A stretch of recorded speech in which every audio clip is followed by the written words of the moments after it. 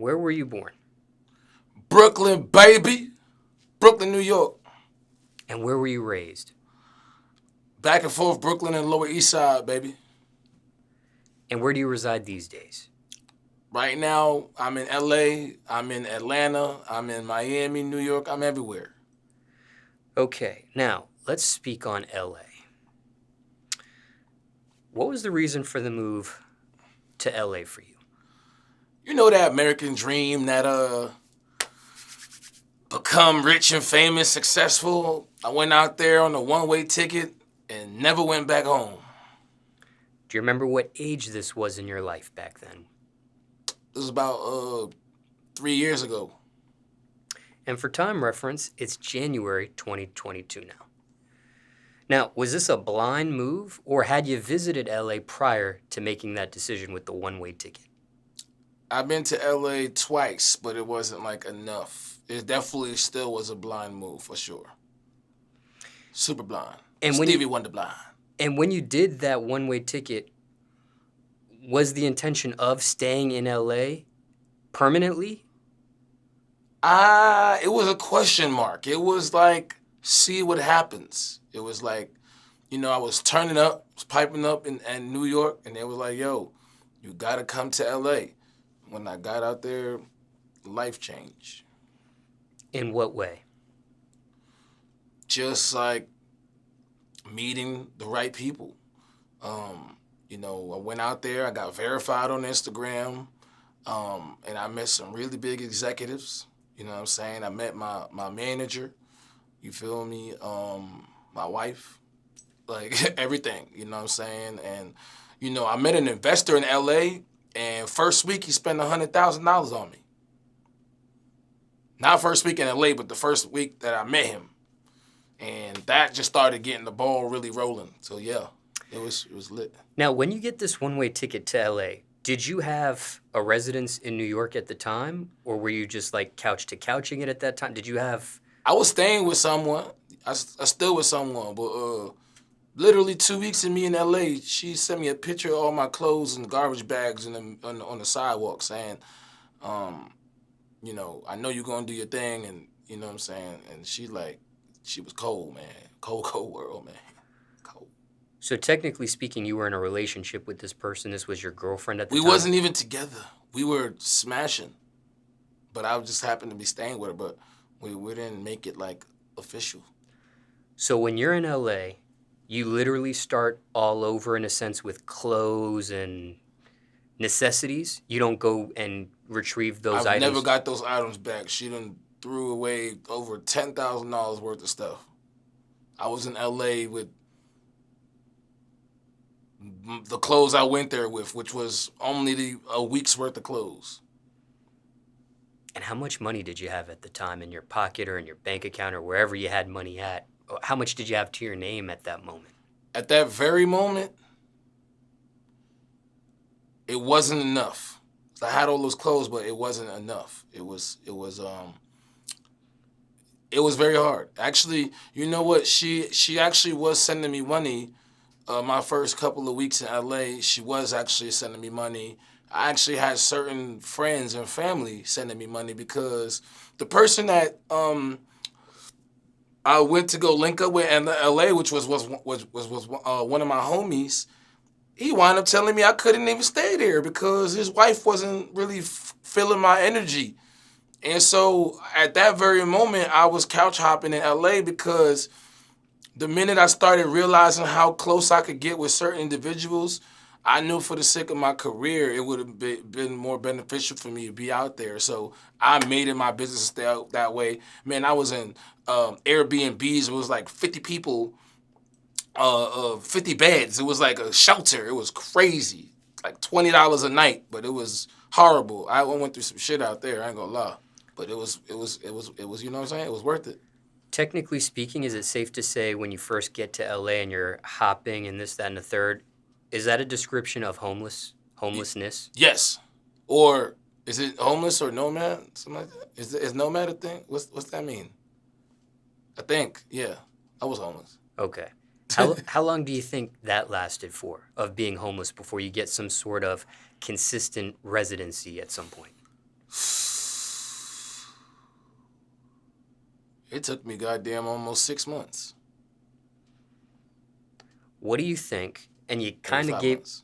okay, okay.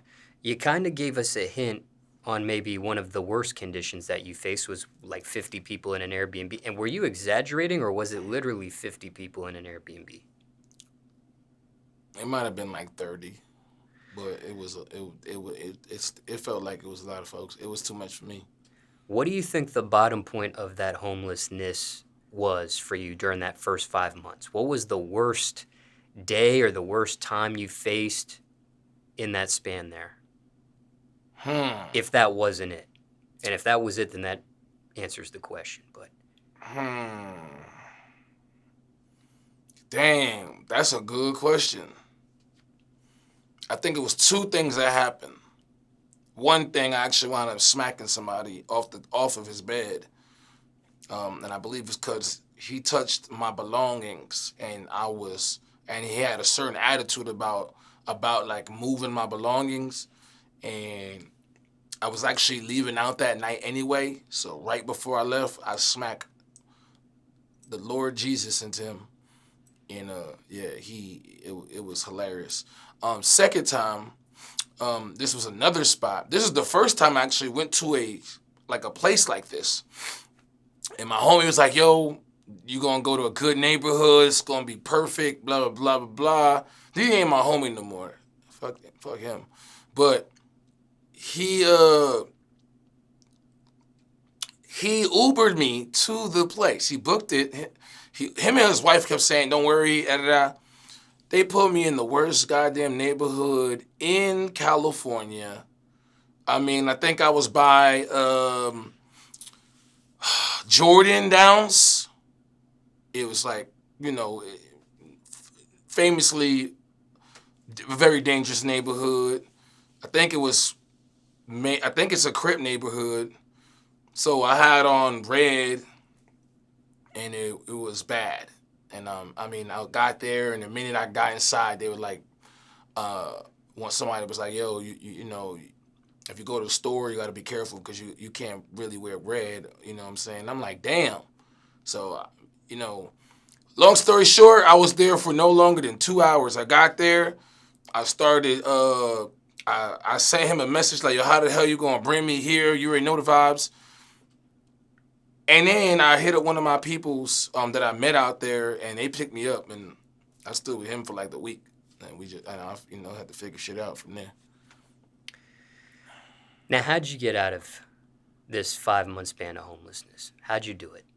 Man, you know me, I was juking and jobbing, baby. I was outside. But for real, just networking. You know what I'm saying? If you go out there, bro, it's a whole culture that you would not believe. I'm talking about everybody is like literally, I don't want to say everybody, but it's a lot of people out there that is couch hopping, that is sleeping on floors, sleeping in their homie's room or whatever it is. I went to one space in Hollywood.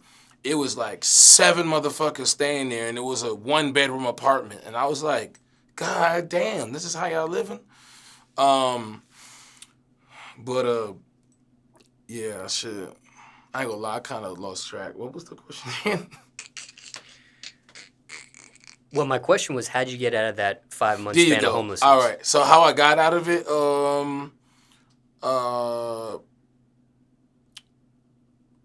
I stood with my producer, actually. I met with my producer. I guess you could still say homeless because I was couch, but I was actually putting money on the table, like I was providing. So it was actually, I was like living there because I was paying, you know what I'm saying, and I was recording, and I was there for a few months. So I guess once I met my producer, that was the start of me actually like getting my shit together. And then care to share what ended up happening after that period of your life was over? I started dating this one female. We moved to we were staying in I guess it was what is Ethiopian? What's it called? Ethiopian. Little Ethiopia, I believe it's called. We stood there for about 2-3 months. Um, but things didn't work out between her because she was like a super psycho. And then I started dating these two twin sisters, which was a hell of an experience. I mean, yeah, crazy nights. But and then from there, I met my wife, and which I was just shopping down on Melrose, and next thing you know, we linked up, went to a West Indian party. It was lit, a reggae party, and we hit it off. Crazy night. Now, I'm going to ask you this next question with respect, but back when you were in LA at that time of your life, were you an opportunist at all? Yes, Okay. 100%. I had to be because it was either that or I was gonna be fucking like panhandling on the streets. I wasn't trying to be on Skid Row. So yeah, I definitely took opportunities which I felt like there was like everybody there was doing exactly the same thing. I've just seen folks sleeping in motherfucking parking lots, and I was like, nah, I can't do that. Speaking of Skid Row, there's people watching this interview, listening to you, that have heard of that phrase Skid Row, but haven't visited LA or haven't seen Skid Row in real life. Have you seen Skid Row in real life? And if so, are you able to describe what that's really like? Yes, I've seen Skid Row in real life, and just imagine a whole. I don't know if it's a mile. I don't know how long it is, but it's a long street of homelessness. Tents, homeless people. Just know it's probably the most sketchiest place you never would want to go there at nighttime for sure. Yeah, it's a lot of I mean, yeah, it's crazy. When there was this moment where you were in an Airbnb, as you described, and there were 50 people at first, and then you dwindle it down to 30, what were the living or sleeping arrangements for a particular night for $20? What was that actually like? Are you able to describe how that was? Was that a hostel by any chance, or no? I don't know what it was called, Okay. but I know we was in a room, and in one room it was about 1, 2, 3, 4, 5, maybe about 8 bunk beds. So bunk beds, they give you toothbrushes, all the necessities, toiletries. They had a little lounge area, and I think they had like a bedtime of the lounge area, like at a certain time. It's kind of like lights out type of thing. And yeah, it was real. Man, never again, bro. Why never again? Because I mean, if you can't afford to actually sleep comfortably, that wasn't a comfortable situation. You got folks in there that stink, that wasn't showering. You got folks in there that was stealing. I mean, $20 a night, man. You damn near in a homeless goddamn shelter. Now, I want to zoom out here for a second because there's a couple questions I didn't get a chance to ask you as we got deeper in the conversation. But prior to you actually doing that one-way scenario, did you have any family in LA prior? I got a family in San Diego. No, I don't got no family in LA. Not that I know of. Prior to the one-way ticket scenario, did you have friends in LA? True friends. Not acquaintances, but actual friends living in LA already? No. Did you have a plan? Yeah. Care to share what that plan was back then? My plan was I was gonna come back to New York lit, and I said I wasn't gonna come back to New York. You know what's crazy? I said I wasn't gonna come back to New York without having my money up, and literally, when I got to New York, my money was up. Record deal. I'm on Summer Jam stages. My face is on the Jumbotron. My label is donating $50,000 to Hot 97. My face also on Powerhouse, plastered on there. And it was just like, I did exactly what and it was really sad because my grandfather died while I was in LA, and I didn't even have enough money to get on an airplane to go to his funeral, and I was his favorite grandson. So you know how much it hurt me, and I said, you know what, I'm gonna do this for my grandfather. I call him Abuelo, and literally when I got to New York is exactly what happened. I was lit, money, new house, new car, jewelry. I mean, the list goes on. So I did exactly, and that's speaking into existence. And how long did that take you before you get on that one-way ticket to LA before you finally go back to New York? 2 years. What label is this that you're referencing here? Legacy Records. Was that the first time in your life you ever signed a recording contract? No. Okay. And this grandfather that you mentioned, on your mother's side or father's side? Mother.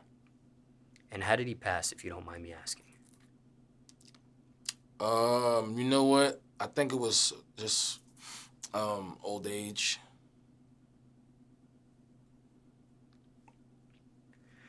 Care to share what that age was?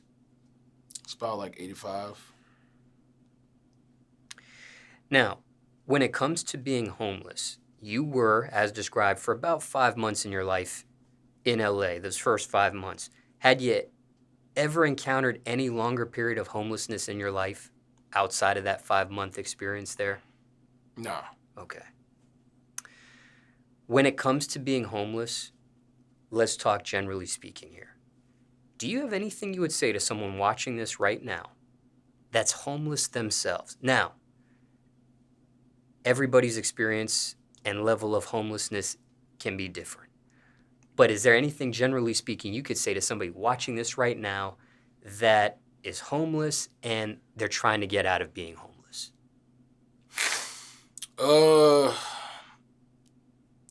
If you have an idea, hold on to it. Find a way to get out of your situation through networking, you know, and depending on what kind of level of homelessness, you know what I'm saying? Now, if you homeless panhandling, right, let's just be real. Panhandlers actually make money, especially in New York City. You got panhandlers that's making $500 a week asking folks for money. They might could be even making 1,000. Goddamn, there was one panhandler that was asking for change, and this was on the news. She jumped in the Benz. She was asking for change all day long and jumped in a Benz. So you can actually make money, save it, create an LLC, start a business, and go with it. Because honestly, that's how you're going to get out of your situation. You have to invest in yourself.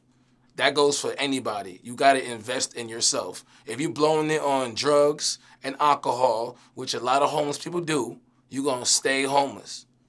You know what I'm saying? So why not? If you save up and figure it out. You got organizations that are actually helping homeless people getting apartments, lottery houses. Why not take advantage of what the government? Some of those homeless people just don't give a fuck, and they just rather just be homeless instead of actually going through the system.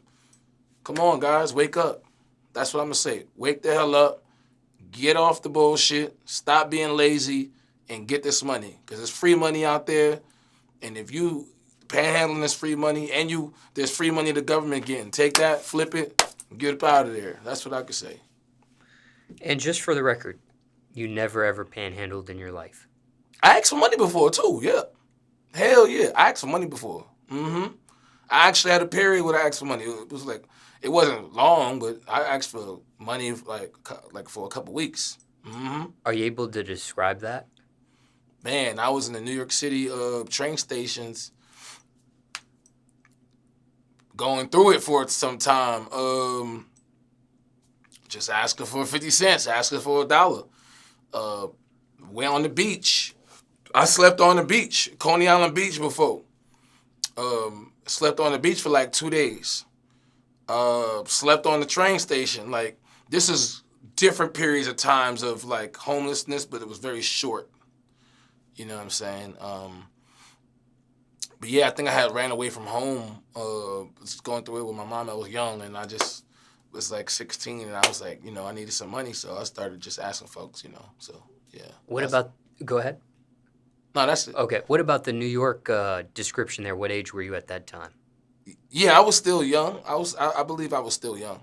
Yeah, I was like probably 18. For somebody watching this that hasn't experienced panhandling, what was that like? Are you able to describe that? This shit it's just embarrassing. You feel like you ain't shit for real, You know the look in people's faces and disgust when you ask for money and they like, ugh, no. I don't have people to blow me off and go get a job, go do something. You know what I mean? So yeah, actually, you might feel good. You might like having the money so that you can go grab some food. Obviously, you're gonna feel good, but the whole thing of asking 30, 40 folks, 100 folks, 200, 500 folks in the night to get some, this shit is whack. Honestly, it's real whack. That shit's for busters. How would you deal with the word no when you were panhandling? Oh, I hate the word no. I done curse folks out and all that. Was there anything that surprised you when you were panhandling? Anything that you saw or experienced that you weren't expecting, or?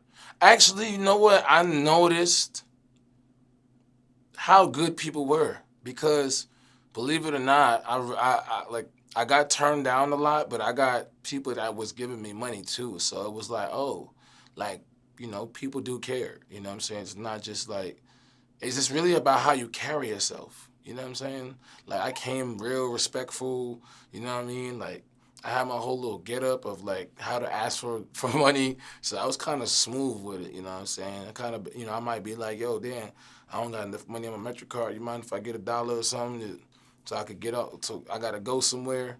And they'd be like, oh, sure, here. You know what I mean? I wasn't coming all stinky, hot breath, doo-doo on my pants. But, you know what I mean? Can I get $1? Like, nah, bro. It's the way you got to, you know what I mean? Like, yeah. Do you think your age had something to do with that at the time? You being relatively speaking you know what? young? I didn't even think about that. That definitely had an effect. Yep, yep. Mm-hmm. What's the most you received when you were panhandling from one person? That's a good question. Might have been like $50. It could have been 100, but I remember 50. Yeah, I was like, oh shit, it's lit. If you would panhandle 30 or 40 people, what percentage would actually give you money and what wouldn't? Rough estimate. Or I think a strong like 15%. I think that's a good percentage. Now, let's say somebody's watching this interview. They're homeless currently. They've never panhandled, but they're at the point where they're contemplating it. And they may decide to do so. Anything you would say to somebody that goes that route? That wants to panhandle? I wouldn't use the word wants, but let's just say has to or ends up going that route. Is there anything you would say to someone that's about to panhandle? Anything as far as advice or I don't know, anything? Nah, don't. It's too much. It's too risky out here with all this COVID and shit.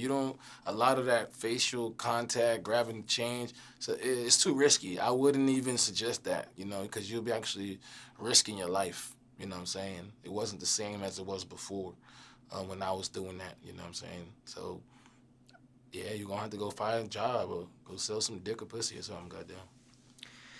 Back then, when you were 16, when you were panhandling... They gonna still catch COVID if they do that too, but hey, fuck it. But yeah, I'm sorry. Back then, when you were 16 and you were panhandling, was that a worry to you that somebody might try to kidnap you or do some harm to you or anything of that nature? Nah. I was in the subway stations. New York City subway stations are flooded. With security or police? All that. It was Money Town. Okay, now I want one more piece of advice if you're able to give any. Maybe there's somebody watching this and again, generally speaking here, because everybody's circumstance could be different, that just got out of being homeless, okay? Anything you would say to them? They just got out of homelessness. Don't forget where you came from. You know what I'm saying? It's real easy to go broke again. It's real easy to blow money. Be smart. And like I said earlier, make sure you got them invest because, man, times get hard. Rent is, everything is increasing. Gas, everything. If you just got out of homelessness, you find a place, just save your money. Stack up. Okay, now back to LA, okay? I have a few more questions about LA. Now, you were able to last for at least 2 years before going back to New York. Yeah. Some don't last that long in LA. How were you able to survive that? Well, actually, we wasn't in LA. Was we in LA we was in LA for 2 years? Sweetheart, I'm talking to you. I can't see you. You can say something. You could talk if you like. Yeah, like, why are you being weird? I'm like talking to myself. About like one. Huh? About 1 year. Yeah, we was in there for like 1 year. And then we went to Atlanta. So it wasn't like we were just in the whole time. But what was the question fully again? Well, I wanted to ask how you were able, because at first I thought you were in LA for 2 years before going back to New York. And I was going to ask, how you were able to survive that long in LA, because some only survive for a couple months in LA and they exit, they leave. They can't do what they're trying to do. And some, maybe it's half a year, maybe it's a year. But yeah, just I survived by just staying strong, budgeting my money. When I had gotten a couple dollars, man, I was frequenting 7-Eleven a lot. Okay, they had these things called the beef nachos or tacos, one of them, and they give you like 20 for like $2. And I tell you, when I had nights of that was my dinner for like weeks, I had them 7-Eleven. Yeah, saved my life. You know what I'm saying? And I need a check for that right now. But look, budgeting, networking, I just met the right people, and people fuck with me. So come fuck with me. Any survival tips? Maybe someone watching this just moved out to LA themselves. Anything generally speaking, other than what you've already said? People fake as fuck in LA, so try to pay attention. See how people move. And see how they act around other people before you, make them your friend. You know what I mean?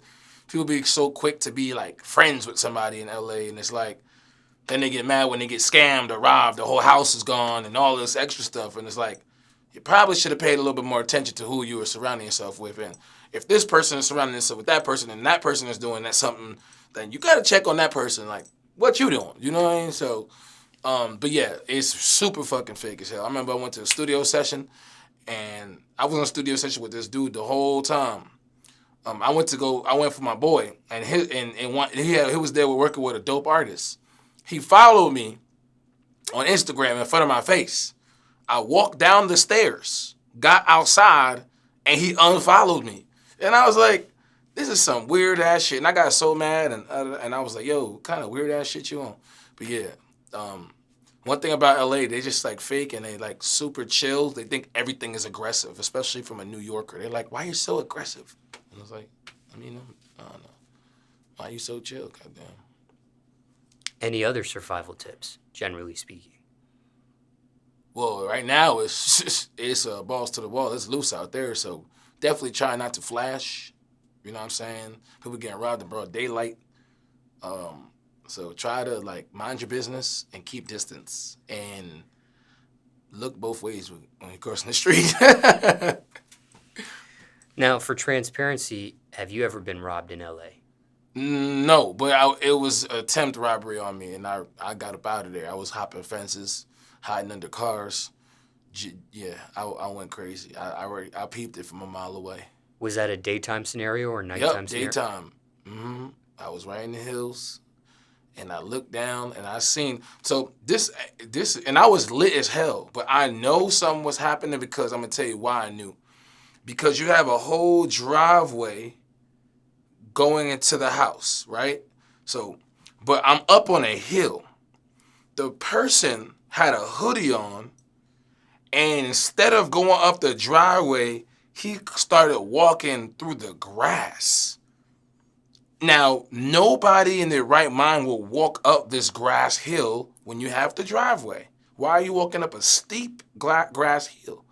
So at that very moment, I got up out of there, and the car was following me and everything. So yeah, they was definitely trying to get my ass. They thought I was the plug out there, and I was stupid. Y'all was right, but y'all ain't get me. Yeah, I got up out of there though. Feel me? What are the pros and cons of LA? It's a lot of money out there. A lot of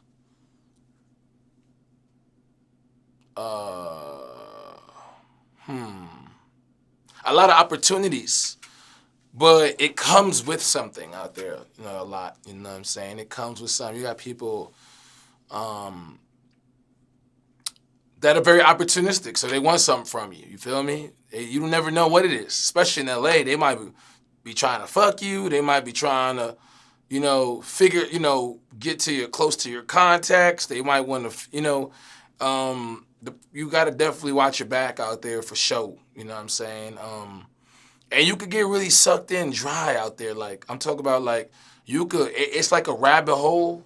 You know what I'm saying? Like, I found myself going in the rabbit hole, too much partying, mansion party after mansion party. Then it's this, it's less sleep.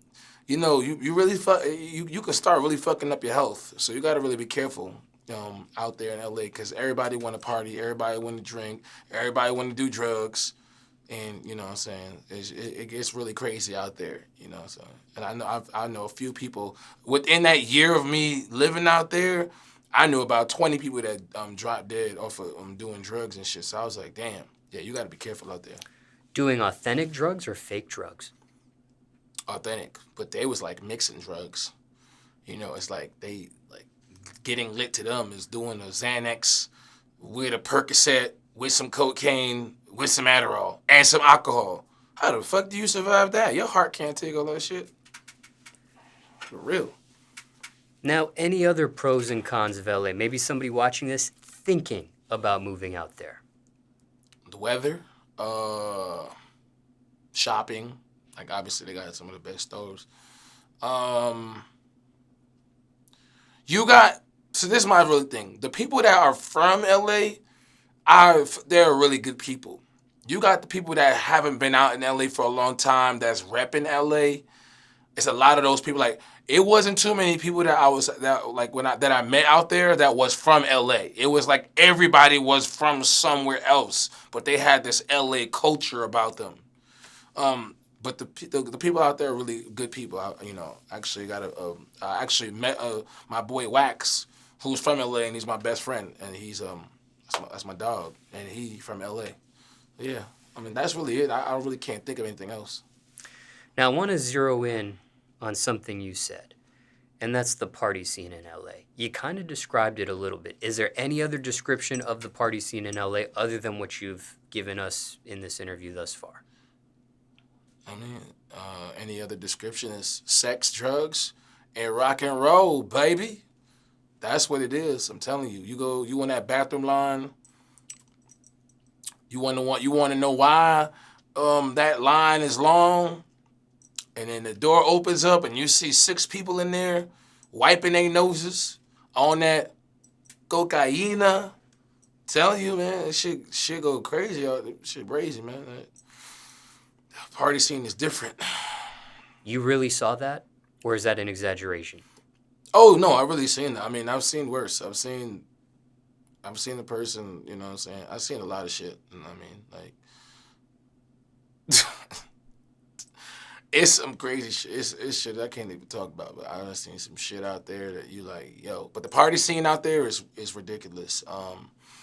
The people that you don't know that do drugs, you'll be surprised who do drugs. Like, from celebrities to regular people, you just be like, damn, you do drugs? Oh shit. Aren't you a politician? Yeah, shit crazy. Now, when it comes to LA, And that party scene, I do want to play a clip from someone I interviewed about it and get your reaction to it. Let's go. It's a 5-minute clip, but I want to see if you've experienced any of this stuff that was described in this interview. Let's hear it, baby. Okay. I'm going to play the clip now. Where is it? Okay, here it is. Okay. Let's go. It's 5 minutes. All right. Can money buy happiness? No, Why not? it can't. Your only happiness can come from Jesus. And that's what people get it fucked up. They be thinking like, once they get this, they're gonna be happy. Once they do this, they're gonna be happy. And then they do that, and they still ain't happy. And then they keep doing it.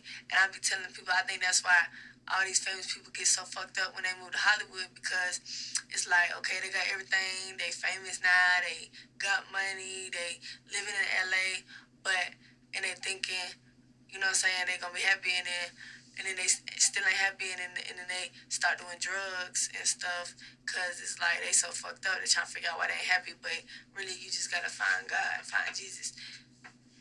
Now, have you seen this with your own personal eyes, or is this... Many times, Okay. in many situations, like, you know, especially being in Hollywood and being in the industry, you see a lot of that. Now, were there ever times you almost yourself got wrapped up into that scenario, or no? Well, as far as the drugs, no, because I never, I don't want to do that, because I done seen that to know, so I know better. But, like, as far as, like, probably, like, in Hollywood, if you in the industry, the devil, they, like, Illuminati, all that shit, they try to get you. Especially when you got a big influence, you around that shit.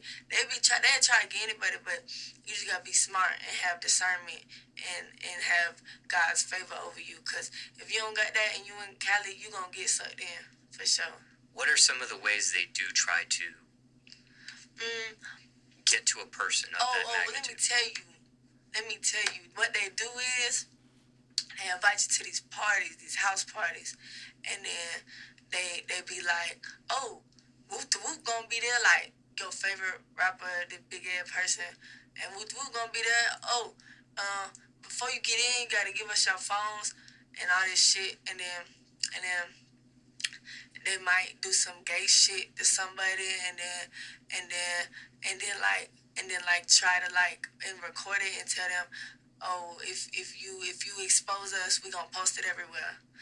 And I know that from word of ear, but I know they do a lot of crazy shit in these house parties. And also, what I was about to say? Oh, okay. Let me tell you an experience I went through personally. So I was with some friends in LA, and it was this big influencer party. Should I say her name? It was Bella Thorne party. So I I got invited from some other friends. I didn't go. It was on Halloween. I already don't celebrate Halloween. That's the devil's day. But I happened to be with them, and they was going. I was like, fuck it, let's go. So it already was a lot of signs. The party say you have to be half naked. I'm like, first of all, I ain't going half naked nowhere. Second of all, it was like a lot of signs that was adding up that night. Like the same night on Hollywood Boulevard, the party was off Hollywood Boulevard. Some guy got shot and killed on Hollywood Boulevard, so the whole street was shut down. So that was another sign. So then we get to the party. You know, this is the beginning of all this COVID stuff. So we get up there. They talking about, oh yeah, you can't bring your phone in. I'm like, first of all, who ain't bringing their phone in? I'm bringing my motherfucking phone in. I don't give a fuck who you is. It could be Kim Kardashian, and I'm bringing my phone. And then you gotta sign some papers. What am I signing some shit for to get into a party? Like, what? Like, I'm from Atlanta. We don't do shit like that. And then this is where it really threw me off. They said they had to prick your blood to get in. I said, oh, no, I'm good. Everyone else went. I called my Uber and left. Like, that's the shit where I think they be trying to get you. And, like, it's like, good thing about it. People move to LA for a dream. They chasing money, fame, clout, whatever. So, they got to think about it. Somebody, like, a young girl that's trying to get on, that just moved out there, she gonna, oh hell yeah, Bella Thorne, and you don't know who else in it. Like connections. Me, I'm good. Like that shit gonna come naturally. I don't gotta prick my finger, take my blood to get into a party. If it's meant to happen, it's gonna happen. I'm not finna do something like that. Now, you did, the others did actually attend that party. Mm-hmm. Did you hear what ended up happening at the party and things of that nature? Or? No, I didn't even ask them, and I don't judge them. Like that's them. I can't help what they do. Yeah. Now, for time reference, it's August 2021 now. Okay, that's the end of the clip. Now, I want to dissect some of what she said, okay? And this was Whoa Vicky, by the way, that I interviewed. For transparency, do you know who she is, or do you know her personally by any chance? Personally, no, but my boy is her boyfriend. Okay. What is your opinion based on what was said in that 5-minute clip, overall speaking? You kind of mentioned some comments during the playback of that, but... I definitely experienced a person approaching me, making a joke like, well, he could have been serious. He might have been serious. He actually denied it the next time I spoke with him. Like, yo, did you just say that to me? Do you remember saying this? And he's like, nah, I don't remember that. But we was turning up at the studio, and he was like, yo, you know what I'm saying? Like, you know what I'm saying? Like, in this life, it's sacrifice. It's like, you willing to sacrifice it all. Like, you willing to, you know what I'm saying? Like, you want to, you know, what you willing to do. Like, you know, you want to be a part, you know what I'm saying? Like, join the Illuminati. Like, he dare say that he said it to me personally. And I was like, and we were drinking, and I was like, oh, man, I don't know. I laughed it off, like, yeah, you crazy. He's like, yo, for real, though, man, fuck with me. He's an artist, too. I'm not going to say his name, but so that happened. And then I spoke with him again, and he was like, nah, I don't remember saying that. I don't know what you're talking about. So I never just brung it up, but I was like, I'm probably going to fall back from hanging around that guy. But I've never been to a party where I've witnessed the blood. I never witnessed no gay secret things happening in the party. But that's also because I be at my own shit, on my own, I be one track minded. I'm in the party. You already know. You at the party, you look for some pussy, you getting lit, and you gone. Once you find some pussy, you ready to go. We out. We out to where we going. So I'm usually the type of the person to be in and out. I'm not the type of person to stay at a party all night long. I don't even, and I haven't seen no shit like that, you know. And hopefully I don't, because that's not the vibes for me. So. Now, have you ever attended an event in LA where your phone was taken away? Nah. Actually, never had to deal with that. Never even been asked? Nah. Okay. I've been at parties where they were taking phones, but luckily I knew some good folks in there. I kept it on me. Was it something before you get into that event they want the phones taken, or was it? Yes. Yeah, okay. Yeah. All right. Ever been to an event in LA where you have to sign an NDA? Yes, but I didn't have to. Now, I personally can understand why a phone could be taken away, why an NDA may be signed. Me too. It makes sense, honestly. I feel like a lot of people should do it because it's protecting people.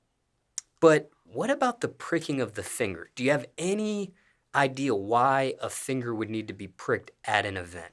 Well, she did say it was during the beginning of COVID, so I could say that could have been their method of checking to see if you had COVID.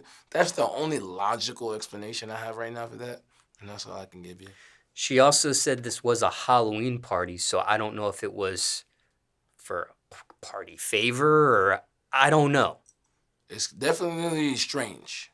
Okay. You have mouth swabs. You definitely they have the machine they put on your head to see if you have a temperature. There's other ways to kind of detect it, to actually get people's blood. And it's like hundreds of people attending this party, which means you have hundreds of blood samples. It's just kind of weird. It is weird. Now, you mentioned while I was playing back that interview that you were invited to a Bella Thorne. I don't know if this was the exact same party you were I think it was. It was a Halloween party, and I Okay. was And if this had to been a couple years ago, I definitely was like in LA. Why didn't you end up going to that event? I think I was at another mansion party.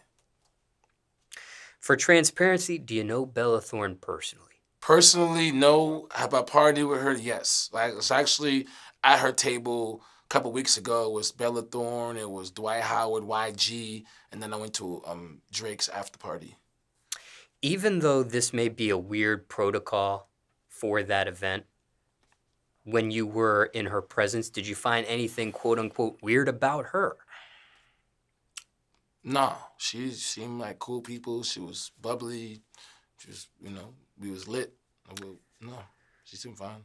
Aside from these three protocols, phone taken away, NDA, blood pricking, any other protocols that wasn't mentioned you've seen at LA events or heard? Or is that pretty much it?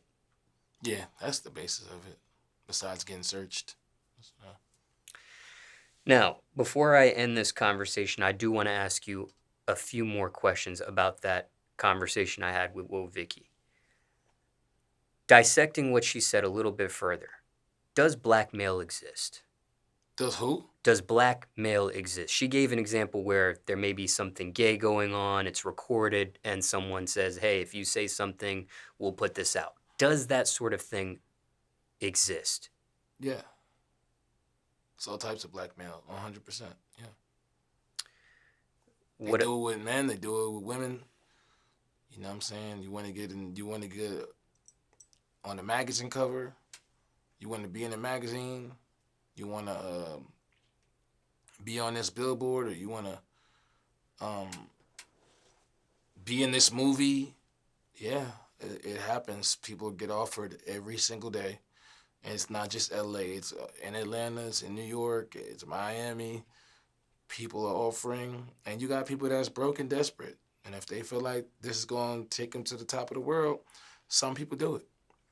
And believe it or not, some of my most favorite actors, comedians, rappers, they have done it to get to where they are. They were sitting probably in a room just as small as this with a person just like you, letting them know, hey, we can get this shit popping off. For some reason, these big people, they got some fetishes, and they feel like ain't nothing more lit than like creating somebody.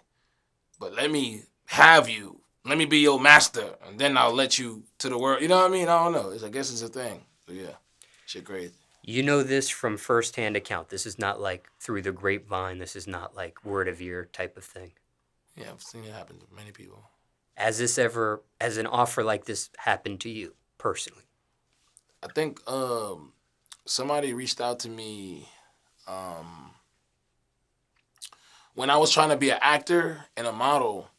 I was trying to be on something as like Ink magazine. It wasn't like not to downplay Ink magazine, but it wasn't Vogue, bro. Like, you know what I'm saying? But like Ink magazine, but shout outs to them. You know what I'm saying? I'm going to be working with them in the future. One of the photographers reached out to me at a weird time. It was asking me to send him certain pictures. It was like 11 p.m. at night on the weekend. And he's like, send me some upper body pictures with your shirt off, whatever. And it was like it just came off very sexual. And when he did that, I blocked him, and I was like, you know what, fuck that. I'm not even modeling no more. I just recently got back into modeling, but I got a great manager, and we doing great things. That shit would never happen. But I was young at the time, and I was like, damn. But yeah, I got approached on some weird shit like that. And if I would have did that, that could have been blackmail. And that could have also led to, all right, well, we got this session, but how about you come over? Let's have some dinner. You would never know what that would have led to. I might have, you know what I mean? They get you while you're young because people are gullible. So got to be careful.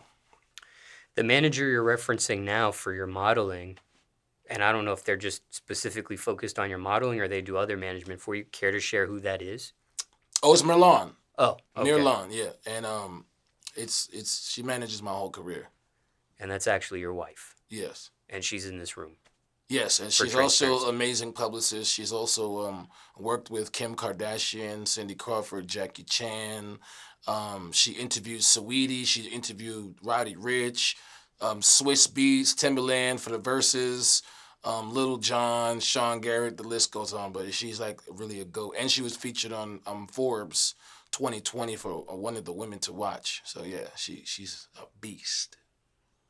Now, you touched on this for a second, but, and this is for people watching, wondering, they always hear this stuff. They want to know if it's real, if it exists. The Illuminati. Does that really exist? Is that real? I believe that, man, yeah, I believe it does. I believe that shit exists. I believe there are people running around, just like the Bloods, just like the Crips, just like the GDs, but these people just got money. You know what I mean? They gang banging on Wall Street. You know what I mean? Or in Hollywood. And they come through and they said, this is what's going to happen. This is what's going to happen. We're going to make these plays and we're going to get richer. So I feel like, yeah, they, you know what I'm saying? They might have, we might call them Illuminati. They might have different names. They might call themselves something else. They might not even call themselves anything. They just be chilling. Hi, John. Hey, Robert. Like, you know what I mean? We just put them together in the group, but yeah. But it's a belief at this point. Yeah, I mean, I'm sorry, but if you have, if it walked like a duck, talk like a duck, and it quack like that shit a duck. You know what I'm saying? Like, too many people around have experienced too many occurrences, events with these people. So to say that it's not real is kind of like a smack in the face to those people that actually been through these type of things. Now, I'm wrapping up my questions here, but what is your definition of the phrase, quote unquote, selling your soul? Selling your soul?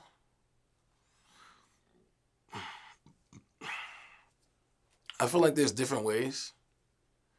I feel like if you just do something that goes against your values, you're selling your soul. You feel me? I feel like if you're a straight man and you're willing to bend over and actually get fucked by another man for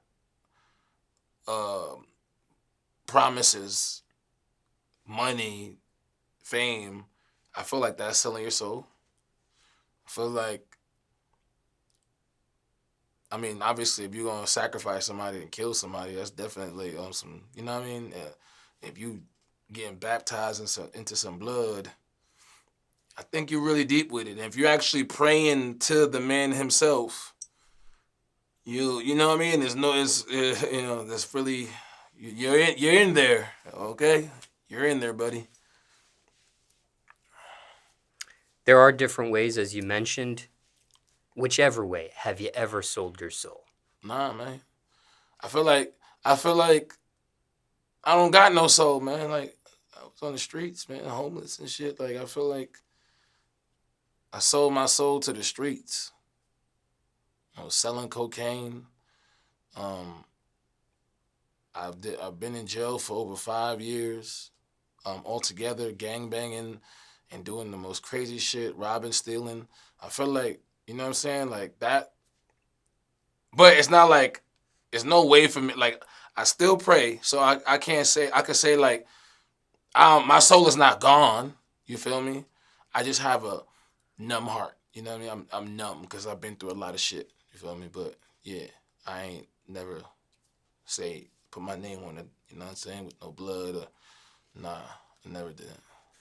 I don't know if we ever talked about it before in previous conversations, but did I ever ask about religion with you?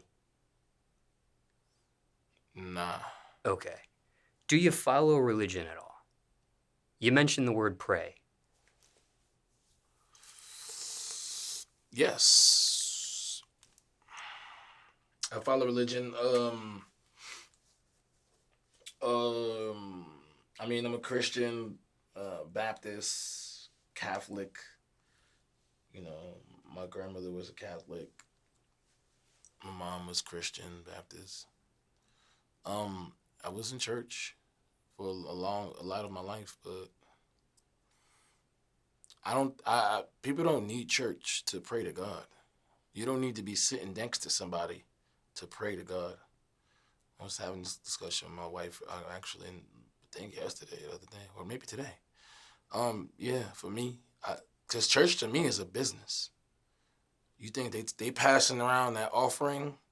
You know what they doing? They collecting it. It's going in the pockets.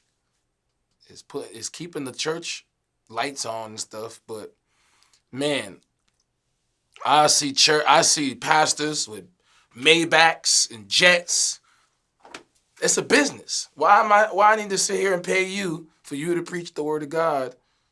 I could go pick up a Bible or I could pray to God myself. I don't need you to pray for me. I pray for myself. That's just my opinion. And for me, it's a lot of judgmental people in the church. You know, you look at me. This is my form of expression, right? This is how I feel, how I want to represent myself with my tattoos. There's too much judgmental people in there. But it's weird because those be the same people that be doing drugs, alcoholics, prostitutes, all up in that church. But they'd be the ones that judge people. I don't know. It's a lot of judgment. And I'm not trying to talk down on the church, but, you know, I feel more comfortable, you know, not being a part of that. You know, God know I'm here. You know, we good. You also mentioned a couple different denominations under Christianity, like Baptist and Catholic and things of Yeah. that nature. Do you follow one of those particular denominations? I mean, not really. Yeah. I mean, I think I'm just, you know, a Christian, I guess. And you mentioned grandmother. This is grandmother on your mother's side, I'm assuming here. Yeah. When it comes to the Bible, have you read it from front to back? No. Just curious. Okay. My last question to you about LA. Anything else I didn't ask about LA? People want to know, or I didn't even get a chance to ask, that may be of some value to the audience watching this, other than what we've already said, or what you've already said, I should say.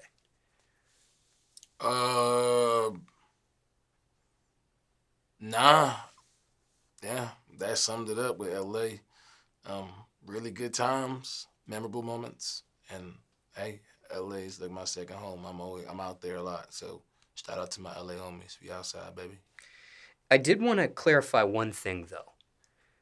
You have jewelry on today, and you have a particular ring on your finger I am inquisitive of, and that's the one on your right hand, your index finger. Are you able to explain that symbol there? I'm a rock star, so I felt like it was real rock starish. You know what I'm saying? With the horns. You know what I'm saying? I'm coming at people with my horns like I'm on my like, you know what I'm saying? It's like that energy like stay back away. You know what I mean? And that's basically what that means for me. Just, you know what I mean, being a rock star with my horns. Move, get out the way. I'm coming, I'm here to stay, I'm setting shit on fire. That's what it means for me. Nothing satanic, demonic. Nah.